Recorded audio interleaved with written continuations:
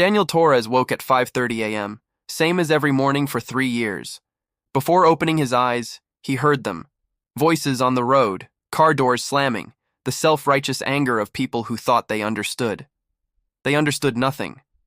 He pulled on worn jeans and flannel, same clothes as yesterday. At 58, Daniel had stopped caring about appearances when he stopped caring about most things. Everything except the promise. Through the kitchen window, protesters gathered. Fewer than yesterday, the novelty wearing off, but enough to make his coffee taste like ashes. Free Nathan, the signs read. Animal abuser. Call the sheriff. They'd called the sheriff 3 times. Animal control twice. Local news had shown up. Cameras pointed like weapons. Daniel took his coffee to the back porch where he could see Nathan in morning light. The massive Hereford bull stood center of the reinforced pen, heavy chains allowing 30 feet of movement. Fresh hay scattered, water trough clean. Everything maintained with the precision of a man who had nothing except keeping a promise to his son. Morning, Nathan, Daniel said quietly. Nathan lifted his head, their eyes meeting. The bull's gaze was calm, intelligent, trusting. Nothing like the violent animal he'd been 3 years ago that May afternoon. Daniel's hand moved to his shirt pocket where he kept a photograph, worn from 3 years of touching. Christopher at 13, gap-toothed grin, one arm around Nathan when the bull was just a calf. Dad, can we keep him? Please? I'll take care of him. I promise. Daniel had said yes because Christopher rarely asked for anything. Because the boy had lost his mother to cancer the year before and needed something to love. Because Daniel didn't know how else to help his grieving son except give him a calf to raise. They'd named him Nathan because it was Christopher's favorite name. He'd wanted a little brother with that name someday. For 2 years, Nathan was exactly what Christopher needed. The boy spent every moment with the bull, training him, talking about school, friends, the mother he missed desperately. Then, Nathan turned 3, and everything changed.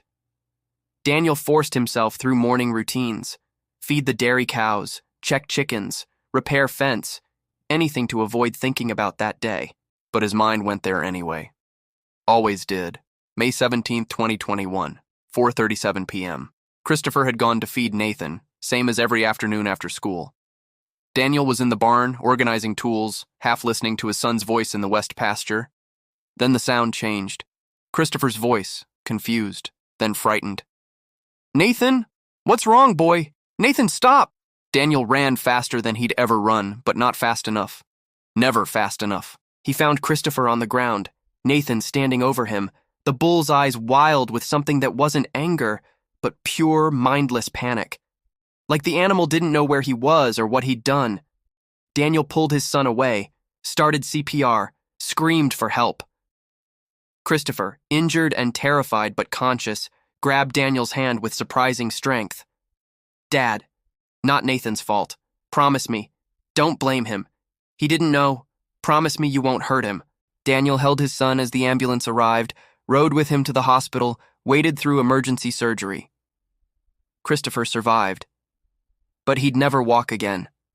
3 vertebrae shattered, permanent spinal cord damage, 15 years old and confined to a wheelchair for life. The sheriff was firm. The bull needed to be put down. Protocol. An animal that severely injured a human, especially a child, couldn't be allowed to live. But Daniel remembered the promise, remembered Christopher's pleading eyes.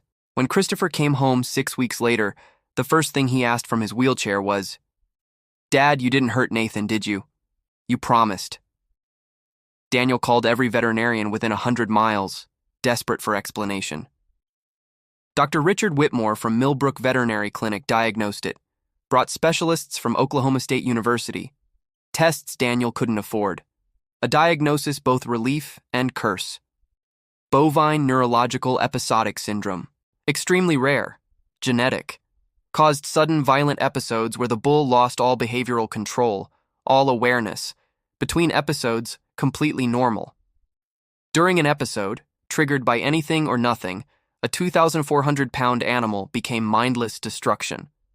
No cure, no treatment, no way to predict episodes. Standard recommendation, immediate euthanasia. Mr. Torres, Dr. Whitmore said gently, Keeping this bull alive is dangerous. The liability. I don't care about liability. My son lost his ability to walk. The least I can do is keep my promise the bull won't die because of it. Daniel designed the containment system, spent every penny of savings, called in army favors, worked 18-hour days for 2 months building what looked like prison, but was the most humane solution to an impossible problem. Heavy-gauge chains, long enough for freedom, strong enough to restrain during episodes. Reinforced post sunk 8 feet into concrete, positioning allowing Daniel to monitor from the house while Christopher could see Nathan from his bedroom window. Christopher watched construction from his wheelchair, tears streaming. Thank you, Dad. Thank you for keeping your promise 3 years ago. 3 years of protesters. 3 years of hate mail. 3 years of being called animal abuser by people who'd never made a promise to a child. 3 years of Christopher asking daily, Nathan's okay, right, Dad? And every day, Daniel answering, Yes, son, Nathan's fine. I'm keeping my promise. Daniel was checking Nathan's water, using the long pole from safe distance, when a car pulled into his driveway. A woman got out. 30s, professional clothes, camera, reporter. She walked straight to where he worked. Mr. Torres, I'm Maya Patel, Tulsa Tribune. Not interested, Daniel said. I know about Christopher. I know about Nathan's condition. I know why he's chained. Daniel's hands stopped. He turned to face her. You don't know anything. I know you made a promise to your son. I know Christopher is alive, in a wheelchair, and asks about Nathan every day. I know you've spent 3 years keeping that promise despite everyone calling you a monster. Maya's voice was gentle. And I know that what looks like cruelty is actually the most complicated act of love I've ever seen. Daniel felt something crack inside. 3 years of silence protecting Christopher and Nathan while the world judged. If you publish that, Daniel said, voice rough, you put my son's tragedy on display. Or I show people that sometimes keeping a promise costs everything and you do it anyway because that's what love is. From inside, Christopher's voice called, Dad, who's there? Daniel closed his eyes. His son. His promise. The truth he'd protected with silence. I have conditions, he finally said. And for the first time in 3 years, Daniel Torres began to tell the truth. Maya followed Daniel into the house, notebook tucked away. Whatever story she'd come for, this required listening first. The interior was modest but clean. Photos lined the walls. Daniel in army uniform, a beautiful woman who must have been his wife, and everywhere, pictures of Christopher. Before, smiling, running, whole. Dad? The voice came from the hallway. Just a minute, Chris, Daniel called. He gestured for Maya to sit. Coffee? Please. Daniel poured 2 cups. When he sat across from her, his weathered hands wrapped around the mug like it was anchoring him. My conditions. You don't photograph Christopher without permission. You don't sensationalize what happened. And you make people understand Nathan isn't a monster, he's sick. Agreed, Maya said. Daniel nodded. Christopher was 15, smart kid, wanted to be a veterinarian. After his mother died, he shut down. Wouldn't talk, wouldn't cry, just kept everything locked inside. He pulled out the worn photograph. Then I brought home Nathan, just a calf. Something about that animal opened Christopher back up. He'd spend hours talking to Nathan about everything. His mom, his fears, his dreams. That bull became his therapy. For 2 years it was perfect. Nathan was gentle, smart, responsive. Christopher trained him like a dog. I thought I'd found a way to help my son heal. What happened? May 17, 2021. Christopher came home from school, grabbed Nathan's feed bucket. I was in the barn. I heard Christopher talking to Nathan. Heard feed hitting the trough. Normal sounds. Daniel's hands tightened. Then Christopher's voice changed, confused. Nathan? What's wrong? Then frightened. Nathan, stop! Then screaming. I ran. By the time I got there, Christopher was on the ground. Nathan was standing over him, but his eyes, it wasn't Nathan. Wild, panicked, no recognition. I pulled Christopher away, started CPR, called 911. Nathan just stood there, shaking, confused, like he'd woken from a nightmare. Daniel walked to the window. Christopher was conscious when the ambulance came. Broken back, shattered vertebrae. He'd never walk again. 15 years old and paralyzed. "I'm so sorry," Maya whispered. But Christopher said in the ambulance, in pain I can't imagine, he grabbed my hand and made me promise. "Dad, don't blame Nathan. He didn't know. Promise me you won't hurt him." What was I supposed to say? "So you promised." I promised. Then I had to figure out how to keep it when everyone said I shouldn't. A sound from the hallway. Christopher appeared in his wheelchair, thin, but with his father's determined eyes. 18 now, grown into his features, but Maya could see the physical toll. "Chris, this is Maya Patel. She's a reporter." Christopher's expression hardened. "Another one? She's different. She knows about Nathan's condition." Christopher wheeled closer. "What exactly do you know?" "I know Nathan has Bovine Neurological Episodic Syndrome. I know what happened wasn't his fault. And I know your father has spent 3 years being called an abuser for keeping a promise to you." Christopher's eyes filled. "He's kept his promise every single day. And everyone treats Dad like a criminal. That's why I'm here. To tell the truth." "The truth is complicated," Christopher said, wheeling to the window. "People want simple stories. Hero, villain. But this isn't simple. Tell me your side." "I love that bull. I know that sounds crazy. He's the reason I'm in this chair. But Nathan didn't choose to be sick. It's like if someone had a seizure and accidentally hurt you. Would you blame them? Would you want them killed?" "No." "Exactly. Nathan has seizures. Between them, he's the same gentle bull I raised. How could I ask Dad to kill him for something he couldn't control?" Daniel's voice was rough. "The vet said Nathan should be euthanized, but Chris had just lost the use of his legs.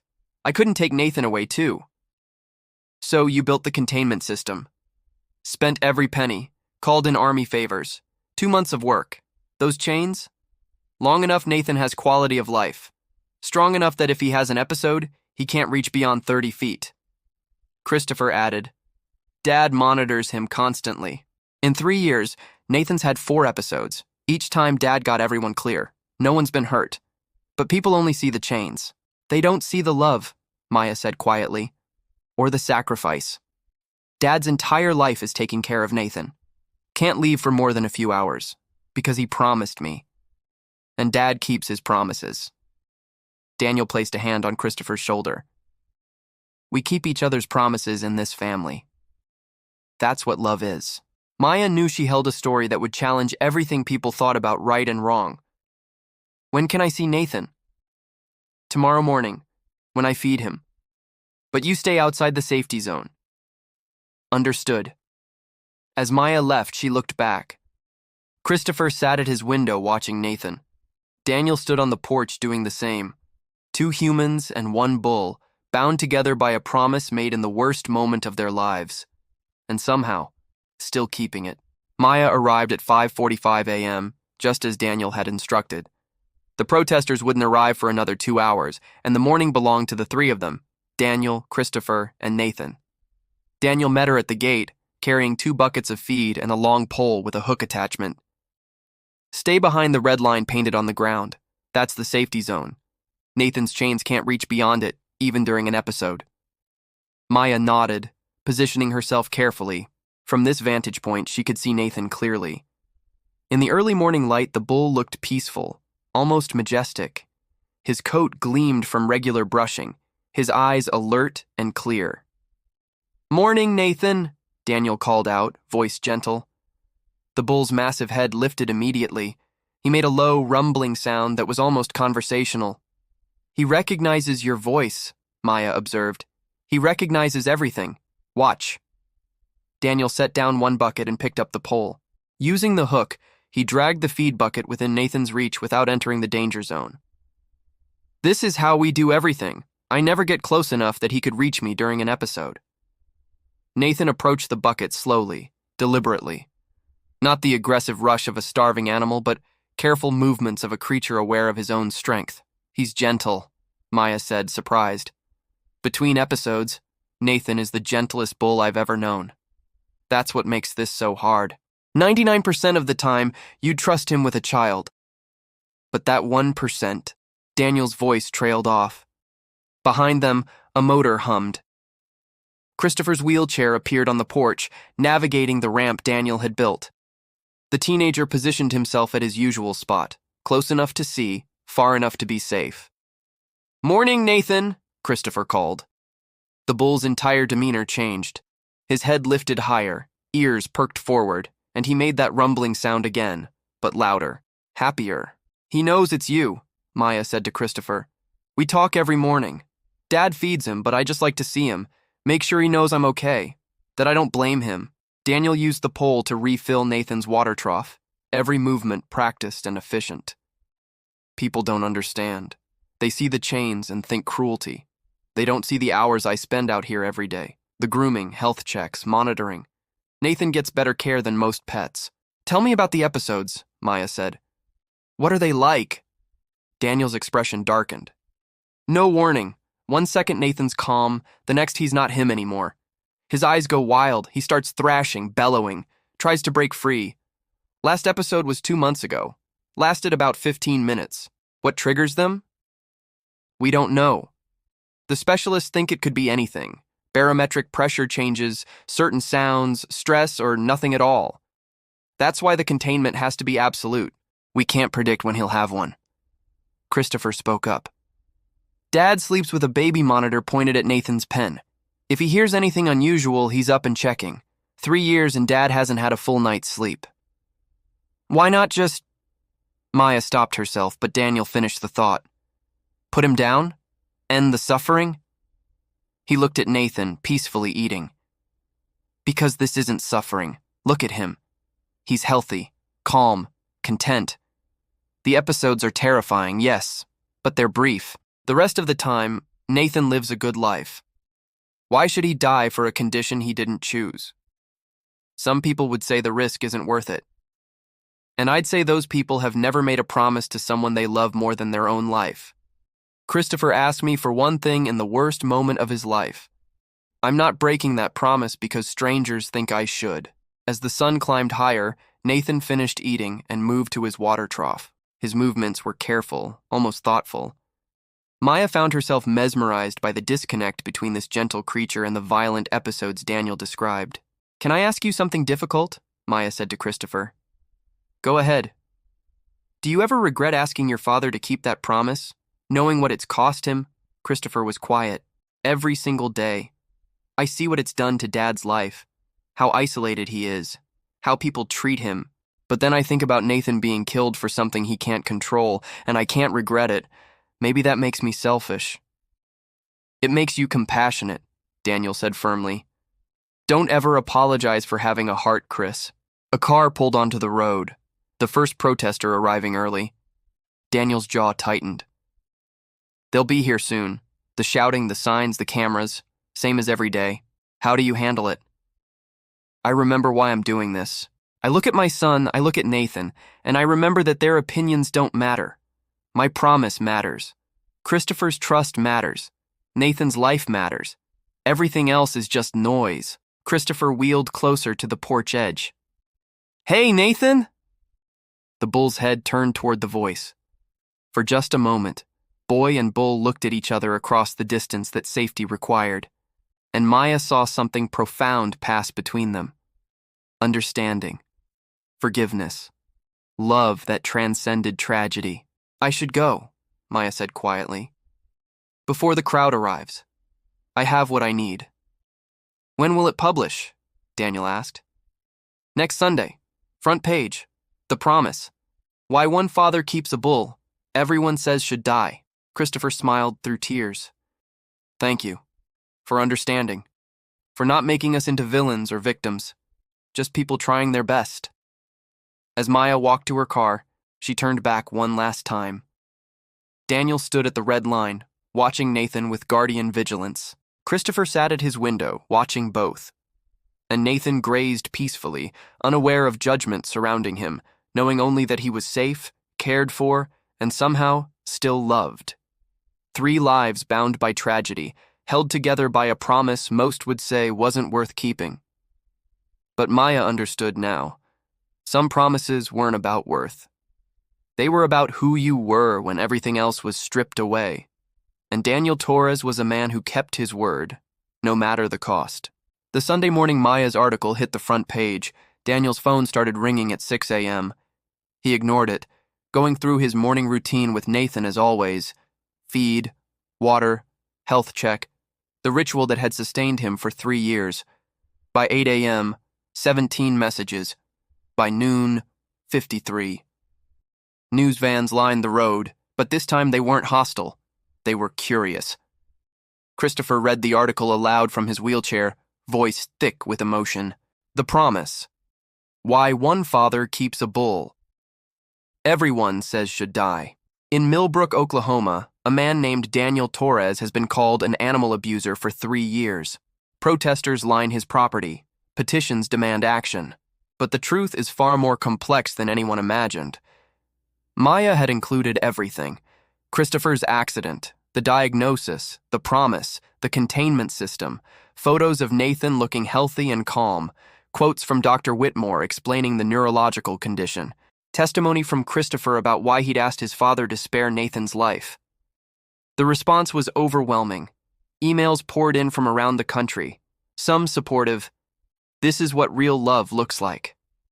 Thank you for keeping your promise. Others still critical. The bull should be put down regardless. But something had shifted. The protesters dwindled from dozens to a handful, then disappeared. Jennifer Collins posted an apology on Facebook. I was wrong. I saw chains and assumed cruelty. I should have asked questions first. I'm sorry, Mr. Torres. Local news requested interviews. Daniel declined. Animal Planet reached out about a documentary. Daniel refused. A wealthy rancher from Texas offered to buy Nathan. Daniel's response, Nathan stays here, with his family. 2 weeks after publication, an envelope arrived from Colorado State University's veterinary teaching hospital. Inside was a letter from Dr. Sarah Chen, a neurologist specializing in rare animal conditions. Mr. Torres, I've been researching Bovine Neurological Episodic Syndrome for 15 years. There's an experimental treatment, anti-seizure medications, and behavioral therapy that's shown promise. I'd like to try with Nathan. Pro bono. His case could help develop treatments for other animals. Daniel read it 3 times, hands shaking. Christopher wheeled into the kitchen. Dad, what is it? A doctor. She thinks she might be able to help Nathan, reduce the episodes, maybe stop them completely. Is it safe? Medications are FDA approved. Risk is minimal. Christopher stared at his father. You could have a normal life again. No more 24/7 monitoring. You could leave the property, date, live. But what if it doesn't work? Dad. Christopher's voice was firm. Nathan deserves the chance. We owe it to him to try.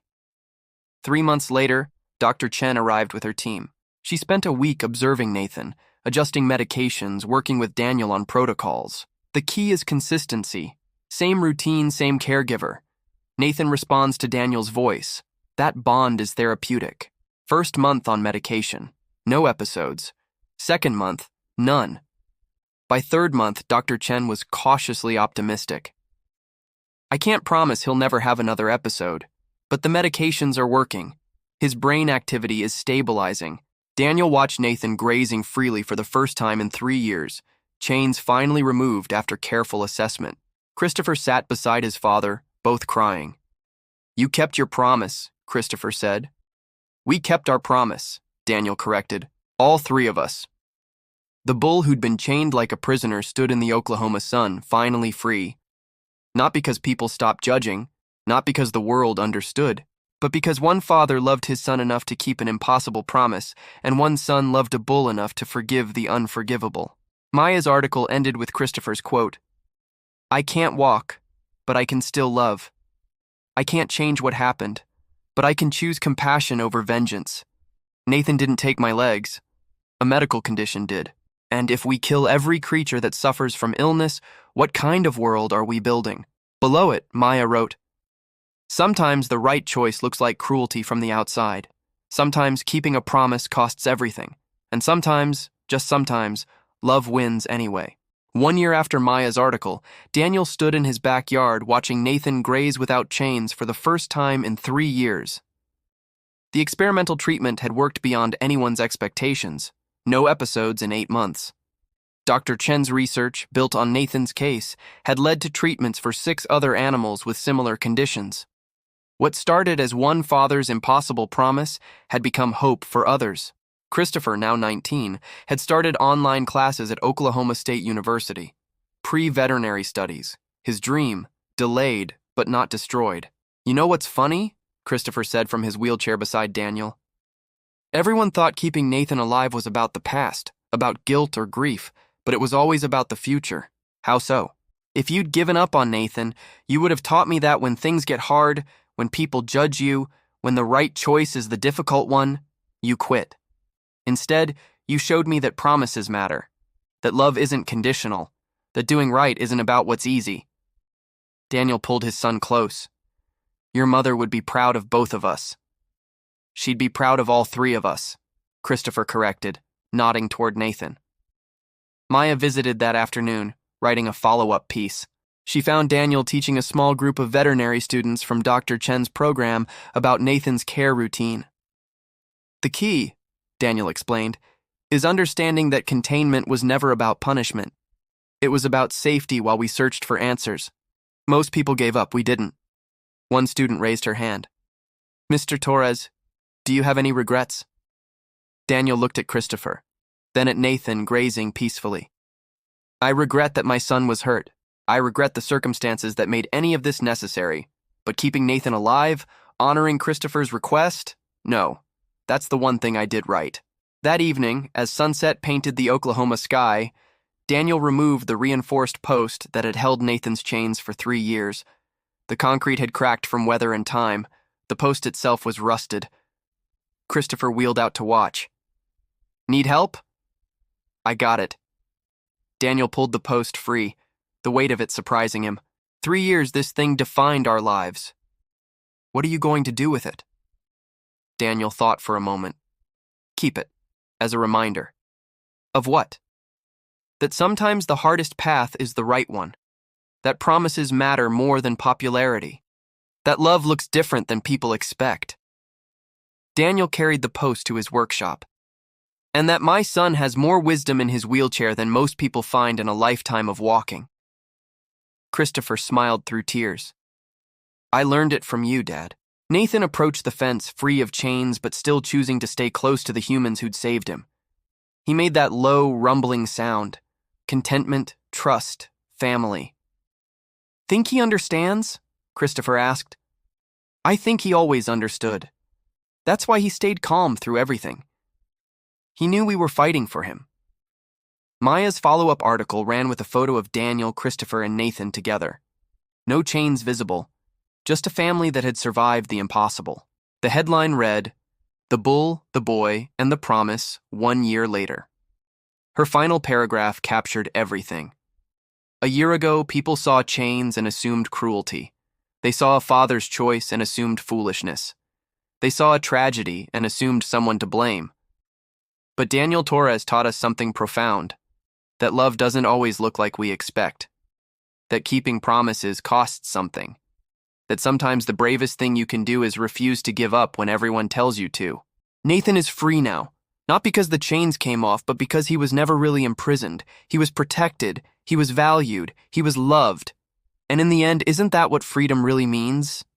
As darkness fell over Millbrook, Daniel sat on his porch with Christopher beside him. Nathan grazed in the pasture, finally free to roam. "No regrets?" Christopher asked. Daniel looked at his son, strong, compassionate, whole in the ways that mattered most. Then at Nathan, healthy and peaceful. Then at the sunset his wife had loved so much. "No regrets," Daniel said. "We kept our promise, all of us. That's enough." And in the quiet Oklahoma evening, a father, a son, and a bull proved that sometimes the most impossible promises are the ones most worth keeping. The bull chained like a prisoner, and the truth behind it left everyone speechless.